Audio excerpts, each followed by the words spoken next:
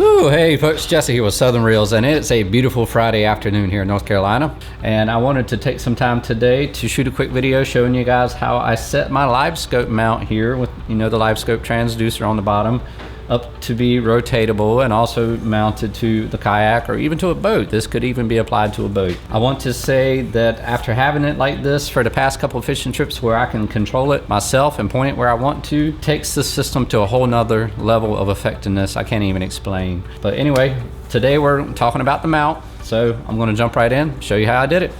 All right folks, let's jump right into this. Basically, I went back to Lowe's after building my first setup and purchased all the stuff again, which is very cheap actually, to show you guys how I did it, just because I'm getting so many questions about it. And it's real simple to do, so I'm just gonna run through it real quick. It basically consists of two main components. We have 1-inch PVC pipe right here. Inside of that, I use this 3/4 inch black irrigation pipe, I believe it is. It comes in this 2-foot length right here. But anyway, this slides inside of this 1-inch PVC just as pretty, nice and tight, rotates beautifully. Other than that, I have a couple fittings right here, which I'm going to use that actually go inside of the inside pipe, and a few fittings that I'm going to use for the PVC as well. What you would first start out doing is just measuring how long you want the system to be. Pretty much once you figure out where it mounts and everything, that is completely dependent upon your kayak or boat. I do want to say I recommend though, when you set it up, to make sure that that transducer is below the hull of your kayak.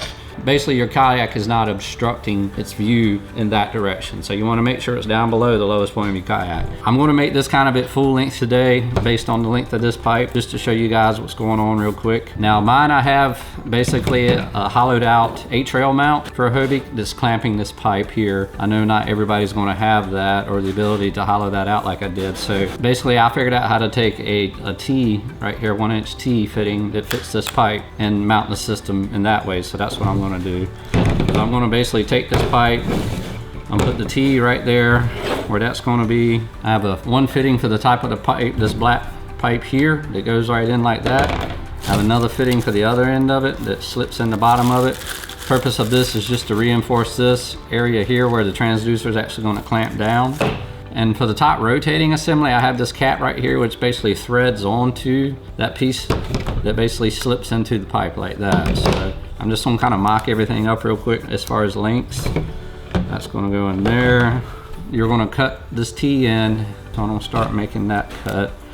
Now I have a little cutting block right here and a hacksaw, which I'm gonna use to cut, but you can use honestly any type of saw will cut this stuff just fine. So I'm gonna cut the first little piece that I need. You do want to kind of have nice straight cuts on it, which is why I'm using this. Once it's cut, be sure to run your hand around and clean all the debris off. So basically this piece would slip into one side of this T fitting like that. I'm just going to kind of dry fit everything now for demonstration purposes. Normally you would glue all this up with PVC cement. All right, so this will be mounted basically like this is where the mount is going to be, and this is going to be rotating assembly up here. So I'm going to go ahead and take this pipe now and put this top fitting in it, which pretty much just pushes in place. That goes in just like that. It just slips in the pipe. There's no need to worry about gluing this or anything. I ain't had it go anywhere. And so basically that's going to slip right down in there and rotate just like that. So this is the top portion of the mount. Now I'm going to figure for the bottom portion, and I want to leave about 2.5 inches of the black pipe sticking out the other end. I'm going to make me a mark there. I'll go ahead and cut that length of pipe. So now basically this is going to slip over the pipe up into that fitting. So now here's what we got. The rotating part here, the T fitting, which this is how we're going to mount it to the kayak. And on this end, we got the protruding part here that rotates still. That's where the transducer is going to go. All right, so unfortunately the mount on the Livescope, it doesn't collapse down far enough to clamp around this pipe right here. So what I did is took another short piece of this pipe, we'll say 2.5 inches long. Go ahead and mark 2.5 inch piece. Go ahead and cut that real quick. So this piece is going to slip right in this area right here.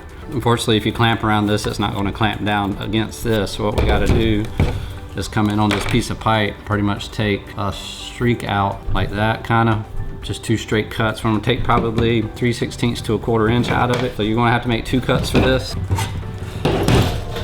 Clean all the burrs off of it once again. And basically what you have now is that groove cut in it like that long ways.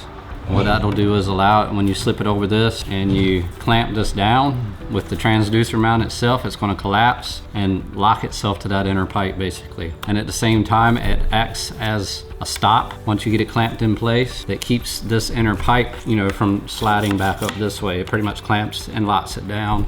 And of course on this end, the fitting that you put in keeps it from sliding through that way while still allowing it to rotate. So that's basically the arm assembly right there. Now, as far as running this and mounting it, I used ram mounts on mine, which basically uses these, just the very common ram mount. All right, so I found out just by experimenting that this ram fitting right here, now this is the ram coupler that you can buy to go along with some piping that they sell. It's like this right here, to where you can make your own custom length ram mounts with, you know, a ball on each end for whatever you may need it for. I tried one of these fittings, and sure enough, it slips right in to that T-mount almost perfectly tight. There's just a little bit of wiggle room right there. So that would actually provide your mount for this to run to a ram coupler, which will tighten up like I have on my kayak, and then a ram ball just mounted on your kayak or your boat. It is a slightly loose fit, just barely. So instead of using the PVC cement, which you would use to glue all these fittings in place, I would recommend using something like this JB plastic bonder 2-part epoxy. So I would pretty much mix this up, smear it on both surfaces, slip this in here, and just allow that to set up and dry. And probably do that before you put any of these other components together, because you don't want the glue to drip down in here and lock this center, you know, pipe in place. All of this is ready to go. I'm just gonna set this on the side for now. You still have this fitting up here. And what I found are these 2 PVC fittings, which have the same thread as this. This one here will actually thread right onto this, and you can just tighten this up with some pliers and it'll be all the tight you ever need. You can actually stop and use it like this, you know, just to rotate the transducer around, or you can even go a step farther and buy this little cap right here, which just slips right on, and that'll give you a nice round knob basically there on the top that you can use to rotate everything with. That's pretty much it. This is what I would guess I would call version 2 of my setup on my kayak. You can adjust this pipe length in here to move this up and down based on whatever's comfortable for you, and of course adjust the lengths of the pipe right here based on your particular kayak, or even if you wanted to make this much longer, you could even use it in a boat.